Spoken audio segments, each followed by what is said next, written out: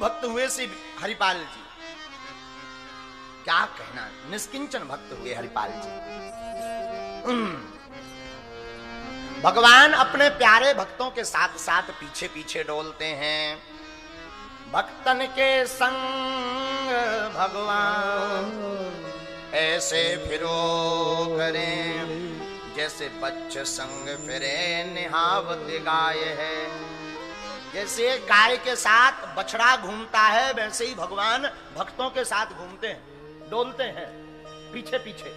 बोलो सीताराम, जोर से बोलो। अरे मेरे पागलो, और जोर से बोलो। एक ब्राह्मण हुए जिनका नाम था विप्र हरिपाल, बड़े भगवत भक्त हुए महाराज। विप्र हरिपाल साधु सेवी थे, साधुओं की नित्य सेवा करते थे। ध्यान से सुनना, रोज संतों को प्रणाम करते थे, संतों का आशीर्वाद लेते थे। और श्री विप्र हरिपाल जी आहा, जितनी संपत्ति थी साधुओं में लुटाते थे खबा खबा कर।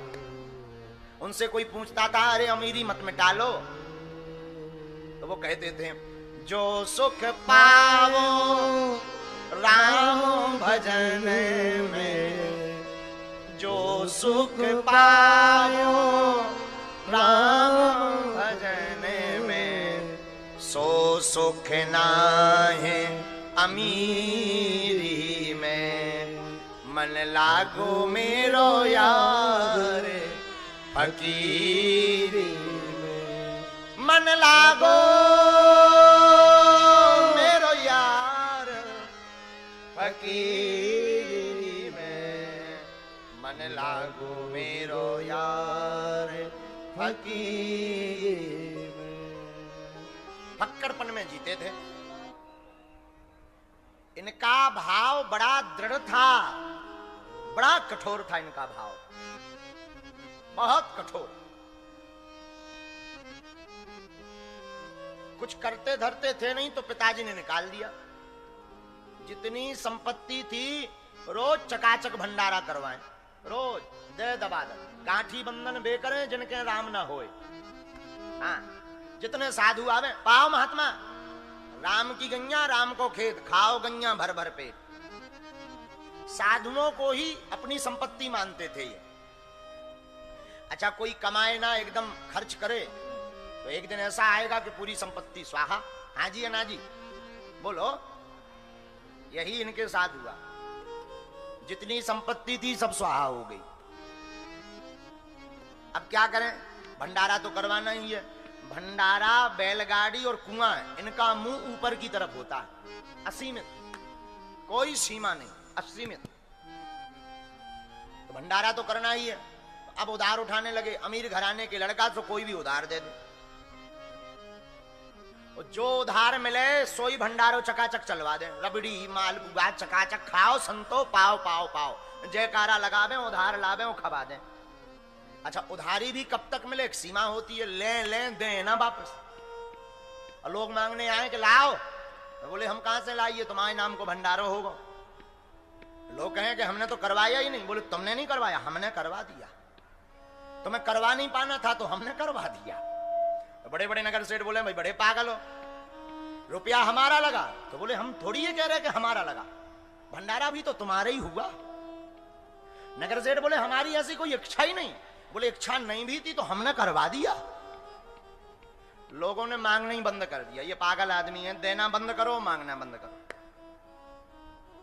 अब करें क्या? धीरे धीरे संपत्ति शून्य फिर हो गई। अब तो एक दिन रात को विचार आया कि मांगने से मिलना नहीं है, संपत्ति है नहीं है, भंडारा कल करवाना है, तो एक काम किया जाए, चोरी की जाए। साधु भंडारे के लिए चोरी शुरू कर दी।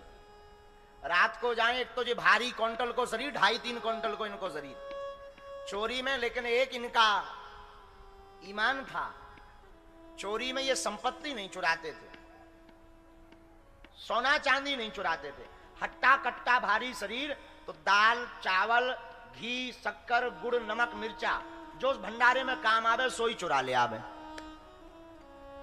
और चोरी कर कर लावे और चकाचक फिर रबड़ी मालपुआ दबा करके बनावे और संतों को खूब चकाचक झूम झूम करके खिलावे। गांव के एक नगर सेठ के यहां एक रात को चोरी करने गए। एक और ईमान थी इनमें, चोरी भी उसी के घर पर करते थे जो भगवत भक्त नहीं था। हाँ, अमीर तो था पर कुछ दान मान नहीं देता था, और जो दान मान नहीं देता उनकी बुरी दुर्दशा हो। लोभी को धन लावर खाए, बाकी बचे सरकारे जाए। हमारे दादाजी सुनाया करते थे। हमारे लावर जानते हो, लावर यानी झूठा। लोभी का धन लावर खाए, बाकी बचे सरकारे जाए। जो लोभी व्यक्ति होता है ना, उसकी संपत्ति झूठ वाला व्यक्ति बढ़िया से निकाल लेता है। जो ज्यादा झूठ बोल के जानता हो तो एकदम घिस घिस करके, अरे तुम्हारा क्या कहना, तुम तो ऊपर या इंद्र है या नीचे तुम, फिर देखो तुम। तो जो झूठ वाला व्यक्ति होता है, और साधु जी कंजूस आदमी बड़ा खतरनाक होता। चमड़ी चाहे चली जाए पर दमड़ी ना जाए। लोभी आदमी बड़े खतरनाक। तो ऐसे लोभियों की संपत्ति का ही हरण करते थे श्री विप्रहरपाल जी, जो भगवत भक्त नहीं है। बुरा ना माने तो एक बात सुन लो, पुण्य की जड़ पाताल तक, पाप की जड़ अस्पताल तक। हाँ बोलो सीताराम, जोर से बोलो। पुण्य की जड़ पाताल तक, पाप की जड़ तुलसी पंचन के पिए, घटे न सरितानी। धर्म किए धन ना घटे, जो